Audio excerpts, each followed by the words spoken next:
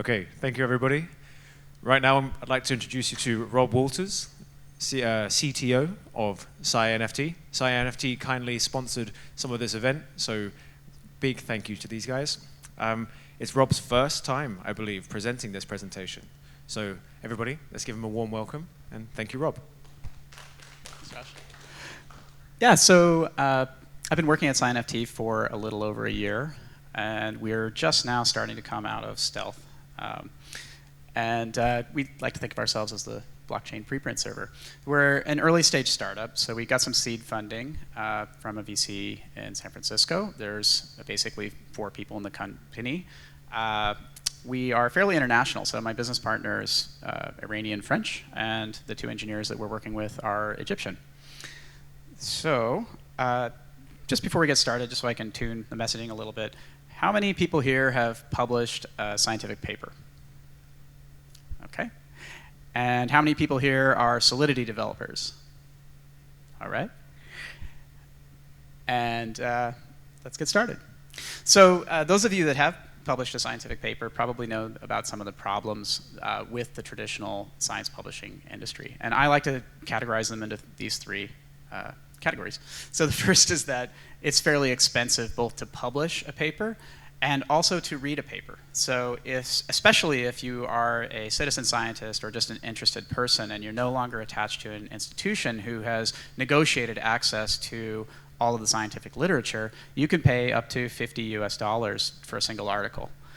The other problem is that because of the way prestige works in science, you are highly incentivized to publish your paper in the most prestigious journal, the journal that has the highest rating for number of citations, which is called the impact factor.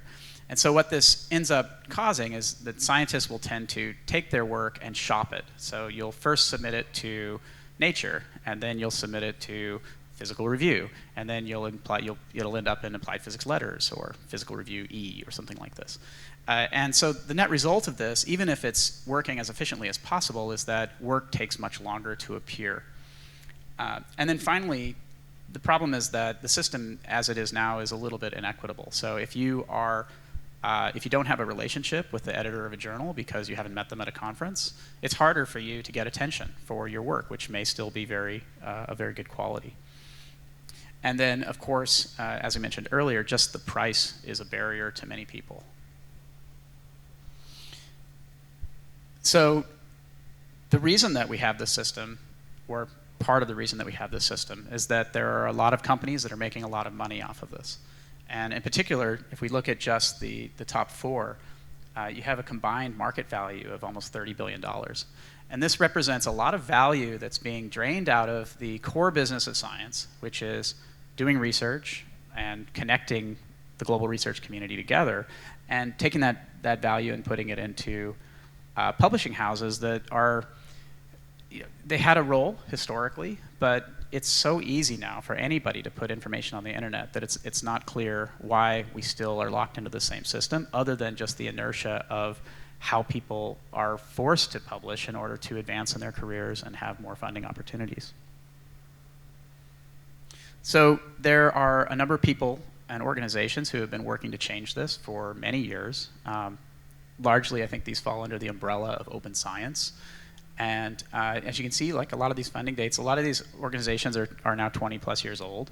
And I think for those of us in DeSci, it's important to sort of recognize that this is our community too. We are adjacent to these folks, and we have the same goals. And one of the main tools of open science is encouraging people to use what are called preprint servers. So we basically have tried to create a category in the heads of scientists where there's a difference between sharing a preprint and publishing your paper.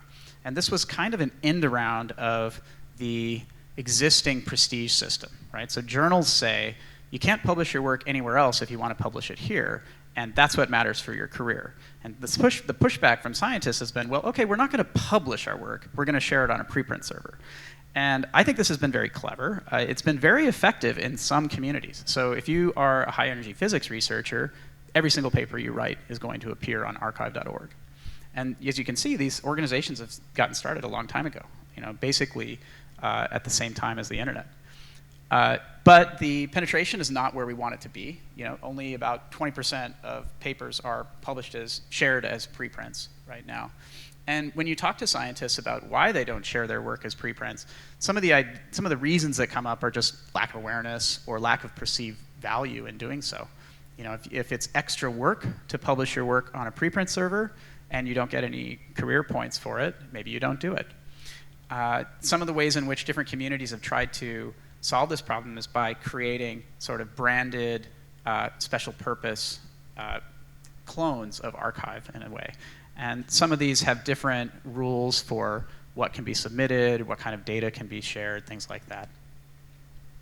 But I think those of us that are excited about DeSci should also be excited about uptake of preprint servers generally. So just to acknowledge this fantastic slide that I found online. This kind of shows the sort of global landscape of decentralized science. Here's where we're going to sit over here. ScieNFT is working on both science NFTs and also science publishing. So hopefully we'll be on the next iteration of this slide. I see sort of two main ways in which blockchain technology can make an impact in science publishing. The first is through science NFTs. So a science NFT becomes a natural document identification number. It also provides easy access to decentralized storage, which has the advantage of outliving any particular platform or company. And of course, the ownership model of NFTs provides lots of different new possibilities for monetization within research. The second area, and one that I'm not going to talk as much about today, but is definitely something we've been thinking about a lot, is how DAOs can be used to create journals. And probably the thing that I'm most excited about with this is the idea of replacing an impact factor or a citation score with the way that we measure value basically everywhere else in the world, which is with a number, right? So every DAO can have its own token, and we can create flexible swap economies between journals that reflect their relative prestige. And I think this is really promising as a future direction. So specifically about science NFTs, I think that data permanence and immutability are huge value adds, right? So when you want to have your global scientific record, you really want to know who published what at what point of time, because scientists really love to compete on who did it first. And the other thing is just to help scientists to get their data out as easily as possible, right? And that involves an acknowledgement that the data or the data sets that need to be published these days might look very different than the letters that were submitted to the Royal Society 200 years ago, right? Now we need to publish gigabytes or even terabytes of data. And systems like IPFS are optimal for that. They're actually fairly low cost, and as long as we can help scientists understand that user experience doesn't have to be as painful as it is today. I appreciate what's being done with like web browser-based wallets like MetaMask and things like that, but I think we still have a long way to go in terms of user experience. But data permanence is a huge selling point, and one that I'm excited about. And the other, of course, is just secure ownership. So whether NFTs encode real-world rights or not, it's interesting just to see a provenance for a work as it passes from person to person. So specifically on our website, ScieNFT.com, we encourage people to first create drafts. So we have a publication process where you have a dashboard, you have a search, rich text editing, all the things that you would expect. The idea is that you first create a draft, and then you, as a second step, mint that as an NFT. And then we have a third step, which is completely optional, which is to use one of our marketplaces. This is what it looks like in practice. So it's pretty simple. Title, summary, what type of research it is, the files, and a list of creators, which is our replacement for authors, because we have a broader expanse of research that we want to see people publishing. So I think this is actually a really important point, is that we'd like to broaden the scope of what people think of as a science publication generally. There isn't a tradition of publishing negative results. There isn't a tradition of publishing a single figure because you had an exciting result yesterday in the laboratory. And there's no reason not to. Like, if we decrease the amount of effort required to publish, then there shouldn't be a barrier to someone publishing work that isn't as polished as a final paper that you're going to be submitting to a journal that you want to be, your crowning achievement for the year. And so we're trying to encourage people to publish more broadly. And specifically, as a baseline, we don't think that publishing a preprint encumbers your work for publication elsewhere. And we think that's very well established now with most of the leading journals. And our goal is to build a blockchain-enabled preprint server. So it should similarly not encumber your work. So the other thing I want to talk about is the marketplace aspect of what we're trying to do. When we talk to tech transfer offices, not everyone is excited about creating NFTs and having people trade scientific assets as digital collectibles or as IP representations or anything else. I think that to be in this business, to be in DeSci and Web3, is to be a true believer. We think that this is great. It's going to make the world a better place. But at the same time, you have to acknowledge that we have to do the sales work to make sure that people understand the value there.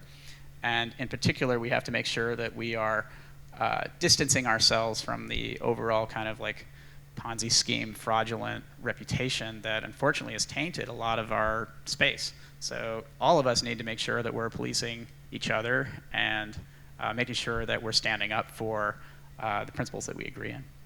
But I do think it's possible to build a market for science NFTs, both by focusing on the supply side and the demand side. Within our website, basically, there's just a sidebar here where you can see the summary of the research, download the files from IPFS, and if you're the owner, this becomes kind of a list this on the marketplace. And if you are not the owner, then you have the option to buy it on the marketplace. Just to go a little bit deeper on why someone would buy an NFT, or where does the value of an NFT come from. The first one is digital collectibles. I personally have not purchased any short video clips of basketball or pictures of apes. However, lots of other people do. And so, as skeptical as you may be, there is demand for digital collectibles.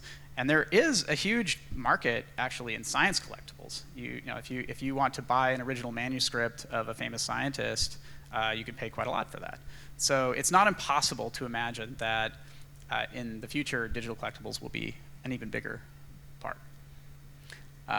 Secondly, I think that we can look at NFTs outside of DAOs as just simple ways to accomplish crowdfunding. So a laboratory could issue 50 NFTs in an edition, sell them to their community in order to raise money for research. And then finally, an area that I'm excited about, I think we're going to hear more about later today, is attaching real-world rights to an NFT. And I think this is complex because of its intersection with all the different jurisdictions and international trade agreements that are in place.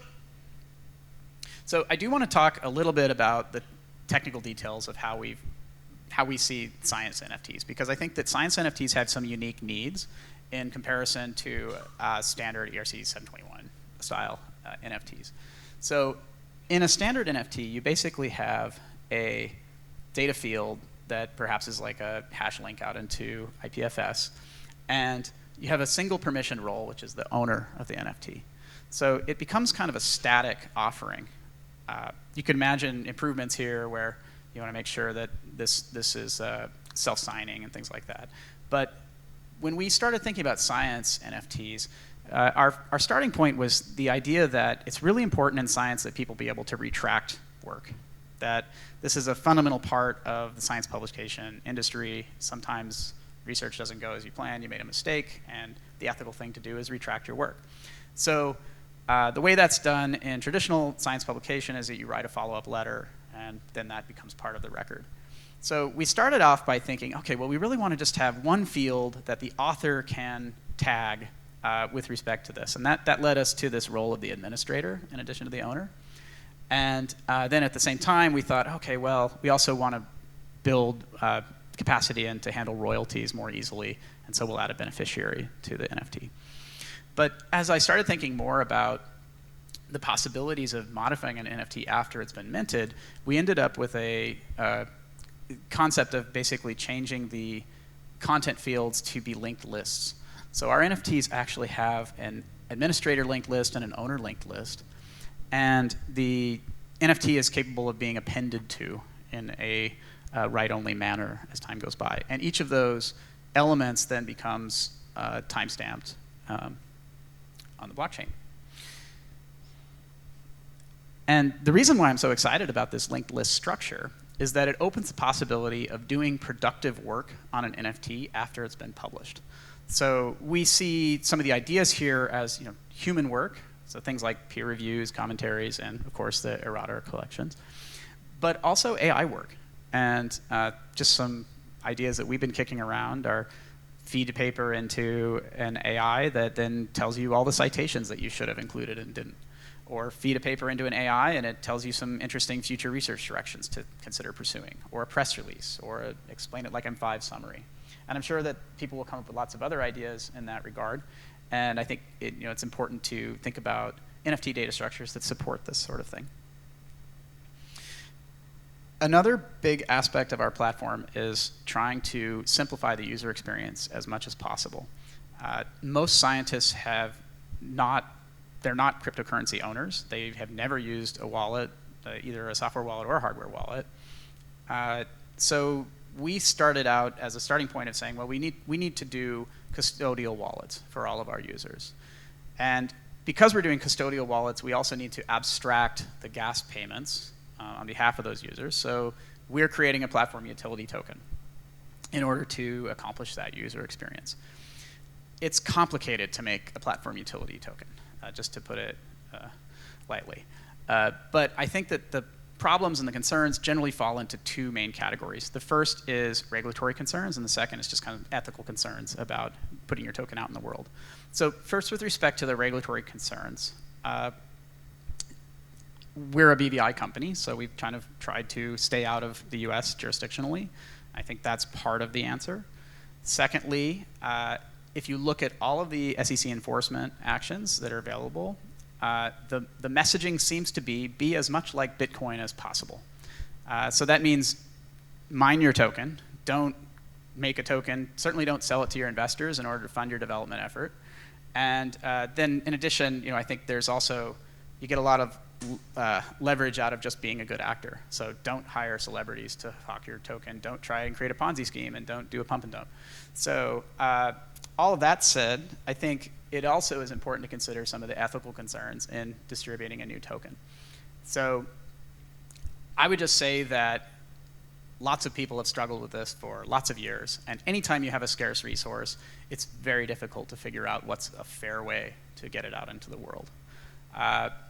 So just in comparison to Bitcoin, the Bitcoin system, I'll go back for a second. Bitcoin basically, their allocation system is whoever burns the most energy can have the Bitcoin. However, that's not all of it. It also, because of the halvening structure of Bitcoin, it preferences people who got in early versus people who got in late. And I think that's also an ethical decision, right? Like, to what extent do you want to reward early adopters? To what extent do you need to reward early adopters in order to get mass adoption? We're very sensitive to the environmental concerns associated with mining, so we have set ours up essentially as a first-come, first-served system. It is important to note that because we are a smart contract running on an underlying network, miner extracted value could basically switch that right back into a proof of work concept. So we've also built in a few other things into the contracts to try and mitigate that. But our intention is to look a lot like Bitcoin for regulatory reasons, allocate first come, first serve, and also to spread out so that the long tail gets much more of the pie than the long tail in Bitcoin. So just to wrap up and let you know where we are now, and then I take some questions. We just finished audits on our smart contracts, and we are testing on we're actually, I think I failed to mention this, we're launching on Avalanche. Happy to discuss that decision. But we're on the Avalanche Fuji testnet now, and hoping to launch on mainnet around the end of the month. We're just now starting to explore some institutional partnerships. We think that's actually the main business story here, is doing institutional onboarding. And the thing that I'm most excited about working on for the rest of the year is some of these NFT enhancement concepts that I mentioned earlier. So with that, I would invite you to make an account. Anyone can sign up at ScieNFT.com. If you want to get involved beyond that, reach out to me. We're certainly open to community involvement.